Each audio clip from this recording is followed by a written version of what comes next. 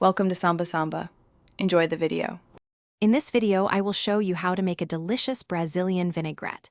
This vibrant sauce is perfect for barbecues and many other dishes. We'll start by gathering our simple ingredients: 1 large ripe tomato, 1 medium onion, and 1 green bell pepper. You'll also need 1/4 cup of white vinegar, 2 tablespoons of good quality olive oil, and 1/4 cup of water. Don't forget salt and black pepper to taste. Now, let's get to the preparation. First, finely dice your large tomato, making sure to remove any excess seeds to prevent a watery vinaigrette. Next, mince the onion and the green bell pepper into very small, uniform pieces. The key here is consistency, so everything blends well. Once all your vegetables are finely chopped, transfer them into a medium-sized mixing bowl, ready for the next step. With your vegetables ready, it's time to create the dressing. Add 1/4 cup of white vinegar directly to the bowl.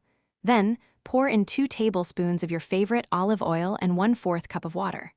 Now, season generously with salt and freshly ground black pepper to your liking. Stir everything thoroughly until well combined. For the best flavor, let the vinaigrette rest for at least 15 minutes, allowing the flavors to meld beautifully. Your homemade Brazilian vinaigrette is now ready to enjoy. This versatile sauce is perfect served alongside grilled meats, especially Brazilian barbecue, or as a vibrant topping for salads. For any leftovers, simply transfer them to an airtight container and store them in the refrigerator.